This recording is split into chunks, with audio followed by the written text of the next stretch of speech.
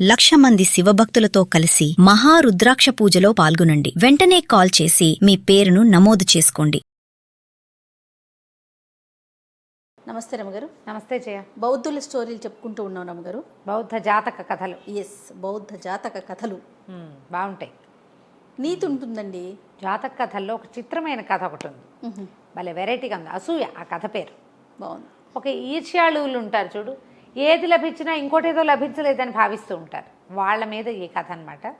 ఇది బ్రహ్మదత్తుడు కాశీరాజ్యానికి రాజుగా ఉన్న కాలంలో రాజకుటుంబానికి అనుబంధంగా ఉండే కుటుంబాల్లో ఒక ఫ్యామిలీ ఉండేది. చాలా కాలం వాళ్ళకి పిల్లలు లేరు. అయితే ఇది ఒక వైశ్యుల కుటుంబం అనుకుంటా. పిల్లలు కలగకపోతే అందరు ఆ కోడల్ని ఏదో రకరకాలు అనేవాళ్ళు. అంటే ఆ అమ్మాయి ఎప్పటికీ పిల్లలు పుట్టట్లేదంటే పెళ్ళై 10 సంవత్సరాలు అయిపోయింది. ఆవిడకి నెల తప్పిందని అబద్ధం చెప్పేసి పుల్లటి మామిడికాయలు అవి ఇవి తిని ఈ లేత నెలల్లో ఎలా బిహేవ్ చేస్తారో అట్లా బిహేవ్ చేసి క్రమంగా నెలలు పెరుగుతుంటే నడుముకి గుడ్డలు కూడా చుట్టుకుని ఎవ్వరికీ తెలియనిచ్చేది కాదు, అందరికీ తను కడుపుతో ఉన్నట్టు తెలిపించేది. అయితే ఒకనాడు ఏమైంది, ఆ అమ్మాయి పుట్టింటికి బయలుదేరింది. పురిటికి ఏదో మేనేజ్ చేద్దాం అనుకుంది. సరే పుట్టింటికి బయలుదేరితే ఆ ముసలి దాది వాళ్ళు వీళ్ళు కలిసి అందరూ బయలుదేరితే సరే కొంత దూరం వెళ్ళిన తర్వాత విశ్రాంతి తీసుకుంటారు కదా. విశ్రాంతి తీసుకుంటుంటే వీళ్ళు ఒక చోట ఆగినప్పుడు ఒక సంచార బిడారు, అంటే చాలామంది ఊరికే ఇలా పాఠక జనం గుంపుగా కలిసి తిరుగుతూ ఉంటారు. ఏదో ఒక ఊళ్ళో వెళ్తారు, అక్కడ ఏదో కొన్ని పనులు చేసుకుని చిన్న చిన్న మాటలు గీట్లు అవన్నీ వేసి సంపాదించుకుంటారు. అట్లాంటిది ఒక బిడారు ఒకటి వెళ్తోంది. జస్ట్ వీళ్ళు ఆగారు, వాళ్ళ బయలుదేరారు అనమాట. సరే ఏమైంది, ఈవిడే కాస్త కొంచెం అటు ఇటు కొంచెం కాలు చాచుకోవడానికి నడవడానికి కొంచెం వాగల్లే ఉంటే ఆ వాగు వైపుకి వెళ్ళేసరికల్లా అక్కడ ఒక చెట్టు కింద ఒకటికి ముద్దులు మూట కట్టే ఒక చంటి పిల్లాడు కనపడ్డాడు. ఆవిడకి బంగారపు రంగులో వెలిగిపోతున్నాడు. బోధిసత్వుడు అట్లా జన్మించాడు అక్కడ. ఓహో. అయితే ఈవిడ ఏం చూసుకుంది, అటు ఇటు చూస్తే ఏమనిపించింది, సంచారంలో బిడారు వెళ్ళిందా, వాళ్ళలో ఎవరైనా ఒక పేదది పిల్లాడిని పెంచలేక కానీ ఇక్కడ వదిలిపెట్టి వెళ్ళి ఉంటుంది. ఈవిడేమనుకుంది, భగవంతుడు నా కోసమే ఇంకొక 10 రోజుల్లో కాన్పు వస్తుందనగా బయలుదేరింది ఈవిడ లెక్కలట్టా చెప్పి. రోడ్డు మీద కాన్పు వచ్చిందని చెప్పచ్చు. చట్టుకున్న ముసలి దాదిని కేకేసి నడుముకున్న బట్టలన్నీ తీసి పక్కన బయట పారేసేసి ఆ పిల్లాడిని ఎత్తుకుని ఆ దాదికి ఏం చెప్పిందంటే, నాకు పురుడు వచ్చిందని నువ్వే పురుడు పోసానని చెప్పు అని చెప్పి మెళ్ళో ఉన్న నగకట్టంతా ఎత్తి ఆ దాది చేతిలో పెట్టింది. ప్రాణం పోయినా ఈ మాట బయట పెట్టద్దు, పిల్లవాడు నా కొడుకు, నాకు ఇక్కడ పుట్టాడు, నువ్వే పురుడు పోసావు. తర్వాత లక్షణాలన్నీ తర్వాత జరిపింపులన్నీ ఎవరు వచ్చి ఇమ్మాయిని చూడరు, నా దాదులే జరపాలి. కాబట్టి తర్వాతవన్నీ నువ్వే జరుపుతావు, ఎవ్వరికీ ఈ రహస్యం తెలీదు. పిల్లాన్ని ఎత్తుకుని అత్తారింటికి వెళ్ళిపోదామని సాయంత్రానికల్లా చంటి బిడ్డను ఎత్తుకుని అత్తవారింటికి వెళ్ళిపోయింది. మళ్ళీ కాశీరాజ్యానికి చేరిపోయింది. చేరేసరికల్లా సరే ఏమైంది, వెళ్ళారు, వెనక్కి వెళ్ళిపోయారు. పిల్లాన్ని చూస్తే ఆశ్చర్యపోయారు. బాగున్నాడో, బంగారపు రంగు, వాళ్ళ ఇళ్లల్లో లేదు అంత అందం. దాది అనేది లేక కలిగిన కాయ అట్టగే అపురూపంగా కలుగుతుంది. ఇట్లాంటి మాటలే కదా మాట్లాడుకుంటారు. సరే సరిగ్గా ఈ పిల్లవాడు పుట్టిన సమయంలోనే నగరంలో వీళ్ళ ఇళ్ళకి దగ్గర ఒక వర్తకుల కుటుంబంలో ఒక కుర్రాడు పుట్టాడు, శాఖాకుమారుడు వాడి పేరు. తర్వాత ఒక దర్జీ ఒక అతను ఉండేవాడు, అతనికి ఒక కొడుకు పుట్టాడు, పోత్రికుడు వాడి పేరు. ఏం చేశారు, ఈ పిల్లాడికి సాయంగా ఆ శాఖుణ్ణి ఈ పోత్రికుణ్ణి కూడా వీళ్ళింటికి పిలిచి పెంచారు. 3 పిల్లల్ని ఒకేసారి పెంచాలనుకున్నారు. ఆ రోజులు ఆ కాలంలో ఇలాంటివి 2-3 కథల్లో చెప్పుకున్నాం. ఒకేసారి పుట్టిన పిల్లల్ని బ్రదర్స్ కింద పరిగణించేవాళ్ళు. 3 జాతుల వాళ్ళు వీళ్ళు, కానీ కలిసి ఉండేవాళ్ళు. సరే వీళ్ళని కొంత వయసు వచ్చాక చదువుకి పంపించారు. ముగ్గురిని చదువుకు పంపిస్తే అయితే ఏమైంది, పోత్రికుడి చదువు ఖర్చు అంతా నగ్రోధుడు. ఇప్పుడు రాజకుమారుడు పిల్లాడు పుట్టాడు కదా, వాడి పేరు నగ్రోధుడు అని పెట్టారు. నగ్రోధుడు విష్ణు సహస్రనామాల్లో వస్తుంది. నగ్రోధో దుంబరో అశ్వత్థ అది పేరు. ఆ నగ్రోధుడు పేరు పెట్టారు. భలే అందంగా ఉండేవాడు, చాలా బుద్ధిమంతుడు, న్యాయపరుడుగా ఉండేవాడు పిల్లాడు. అయితే ఏమన్నాడు, ఈ శాఖుడికి డబ్బులు ఉన్నాయి వర్తకుల కుటుంబాల్లో కదా, పోత్రికుడికి డబ్బులు లేవు, దర్జీ కొడుకు వాడు. అయితే ఈ నగ్రోధుడు నాకు పోత్రికుడు తోడు కావాలన్నాడని వాళ్ళ నాన్న ఏం చేశాడు, సరే నీ ఖర్చుతో పాటు వాడి ఖర్చు కూడా నేను ఎత్తుకుంటాను, నీతో పాటే ఉంచుకోమంటే పోత్రికుడు నగ్రోధుడిని సేవించేవాడు, సేవకుడుగా చదువుకునేవాడు సహాధ్యాయిగా. 3 కలిసి చదువుకున్నారు. శాఖుడు ఖర్చు శాఖుడే పెట్టుకున్నాడు. ఈ 3 చదువుకుని విద్యాభ్యాసం అయిపోయాక యువకులుగా అయ్యాక వీళ్ళు మళ్ళీ తమ నగరానికి తిరిగి వచ్చారు. ఈ చదువు కోసం ఎక్కడికో వెళ్ళారు వీళ్ళు. తిరిగి వచ్చే దారిలో ఏమైంది, మధ్యలో ఎక్కడో ఒక చోట నిద్రించారు. పిల్లలు నడిచి రావాలి కదా ఆ రోజుల్లో. ఇవి వచ్చేసారు కదా, దారిలో పడుకున్నారు చెట్టు కింద. ఒక చెట్టు కింద పడుకుంటే ముగ్గురు నిద్రపోయారు. నిద్రపోతే ఏమైంది, ఈ పోత్రికుడికి పెందరాళే మెలకు వచ్చింది. కొంచెం సేవకా వృత్తిలో ఉన్నవాడు కదా, తొందరగా మెలకు వచ్చి పని చేసుకునేవాడు. వీళ్ళేమో కొంచెం ధనికుల కుటుంబాల్లో ఉన్నవాళ్ళు, పిల్లలు నిద్రపోతారు, మగపిల్లలు చదువులప్పుడు కూడా వాళ్ళ అదే పంథా ఉంది. ఈ పోత్రికుడు ఏం చేశాడు, లేచి నగరోధుడు నిద్రపోతున్నాడుగా అతని దగ్గర కూర్చుని కాళ్ళు ఒత్తడం మొదలుపెట్టాడు. అట్లా అలవాటు అనమాట అతనికి. ఒత్తుతుంటే ఏమైంది, పైన 2 కోళ్ళు, అడవి కోళ్ళు చెట్టు మీద కూర్చుని ఉన్నాయి. ఓ చెట్టు పై కొమ్మ మీద ఉన్న కోడి కింద కొమ్మ మీద ఉన్న కోడి మీద రెట్టేసింది.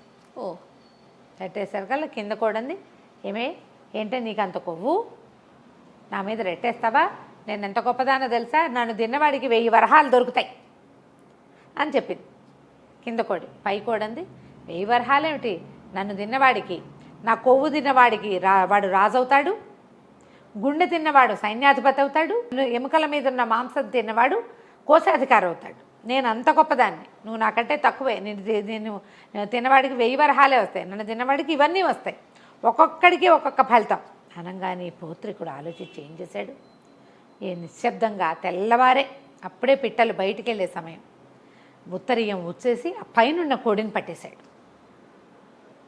వీళ్ళు లేచేసరికి ఆ కోడిని వండేసి కొవ్వంతా తీసి నగరోధుడికి పెట్టాడు.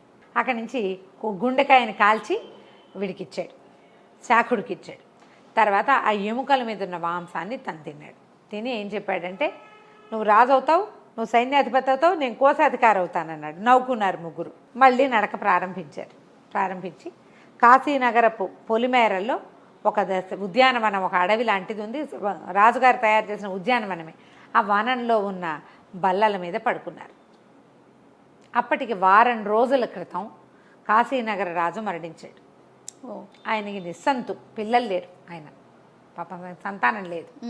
అయితే ఏమనుకున్నారంటే, ఆయన దినవారాలు పూర్తయ్యాక నగర ద్వారాల దగ్గర వెతకాలి, వాళ్ళ పద్ధతి అన్నమాట. ఎవరైనా సరే జాతకల ప్రకారం, అంటే వాడి ఏమన్నా సాముద్రిక లక్షణాలను చూసి రాజుని ఎన్నుకుంటారు. ఇలాంటి కథలు చూసాం కొన్ని. మేళతాళాలతోటి మంత్రి, సైన్యాధిపతి వీళ్ళంతా ఛత్రచామర ధ్వజాలతోటి ఈ నగరం పొలిమేరలకు వచ్చారు.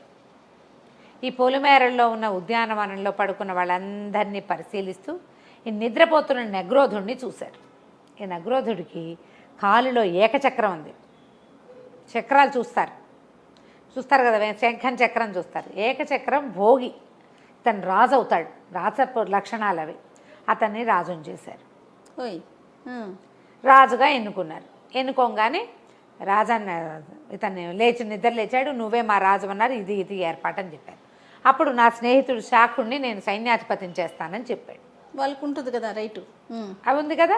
రాజు సైన్యాధిపతి అందరినీ చక్కగా సపరివారంగా తీసుకెళ్ళాడు. పోత్రికుడిని ఏం చేయలే.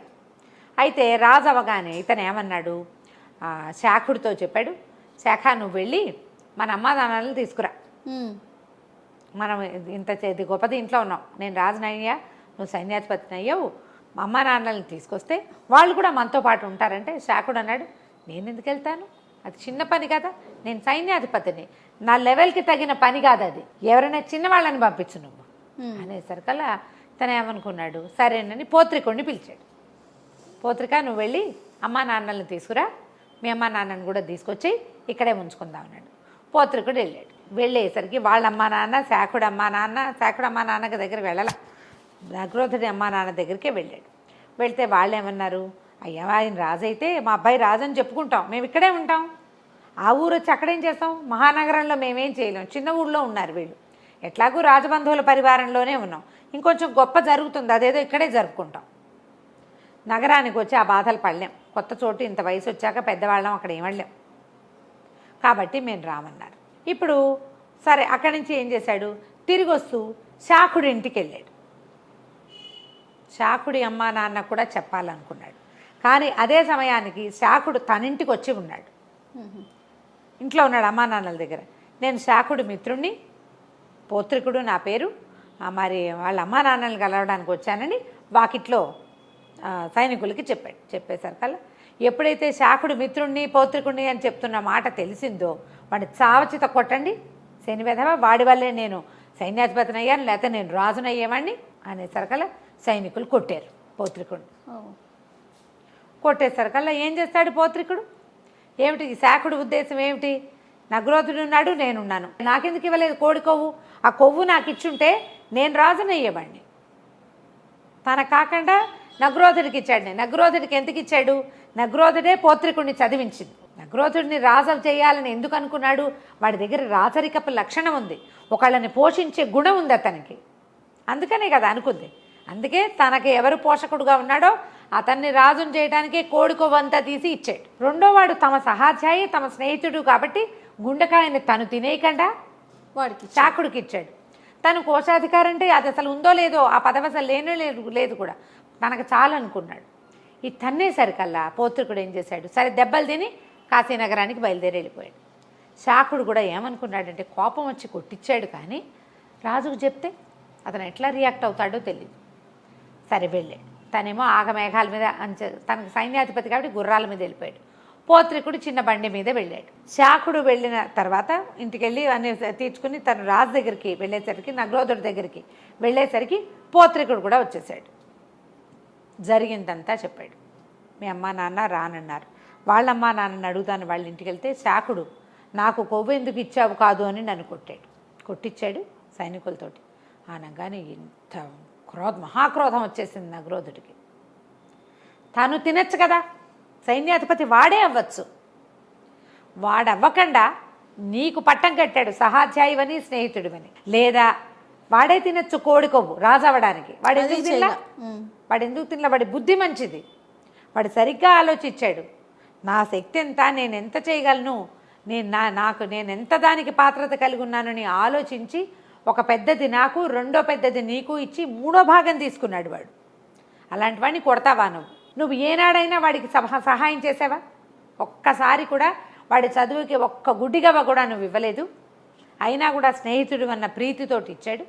వెళ్ళిపో, నువ్వు నగరం వదిలిపెట్టి వెళ్ళిపోమన్నాడు. అనేసరికి పౌత్రికుడు కాళ్ళు గడ్డాలు పుచ్చుకొని బతిమలాడాడు నగ్రోధుడిని. వద్దు అట్లా చెయ్యొద్దు, వీడు మన స్నేహితుడు. ప్రథమ కోపంతో చేశాడు ఇంత పని, ఎప్పుడూ చేయడు, ఇట్లాంటి పొరపాటు చేయడు. స్నేహితుడిని ఇట్లా శిక్షించకూడదు. పైగా నువ్వు రాజువయ్యి మొదటి నువ్వు తీసుకున్న నిర్ణయం ఏమిటి? శాఖుడిని సైన్యాధిపతిని చేస్తా అని చెప్పావు. నీ నిర్ణయానికి నువ్వే వ్యతిరేకివి కావచ్చా? ప్రజల్లో ఎలాంటి ఆలోచన వస్తుంది నీ మీద? వద్దు ఈ పని చేయొద్దు, శాఖ బతిమలాడుకో, నువ్వు క్షమాపణ చెప్పని శాఖుడితోటి క్షమాపణ చెప్పించాడు. అసూయతోటి చేశాడు, కేవలం అసూయ తప్ప రెండో పాయింటే లేదు ఇక్కడ అని చెప్పి బతిమలాడి సర్దేసరికల్ నగ్రోధుడు అన్నాడు, సరే కోడి చెప్పిన శాస్త్రాన్ని నేను నిజం చేస్తా. ఈ రోజు నుంచి ఈ పౌత్రికుడు అన్నవాడు ఈ నగరానికి కోశాధికారి. అప్పటి వరకు కాశీరాజ్యంలో కోశాధికారి పదవే లేదు. మొట్టమొదటి కోశాధికారి పౌత్రికుడేట. జాతక కథల్లో ఉంది ఈ క్లియర్గా. పౌత్రికుడిని కోశాధికారిని చేశాడు. అప్పటి నుంచి కోశాధికారిగా పౌత్రికుడు ఉండి కాశీరాజ్యాన్ని ముందుకు తీసుకెళ్లారు. అసూయ ఇలాంటి పనులు చేయిస్తుంది. రైట్ కదా, చాలా బాగుంది రమ్మగారు. కథ కంచికి మనం ఇంటికి. నమస్తే. నమస్తే.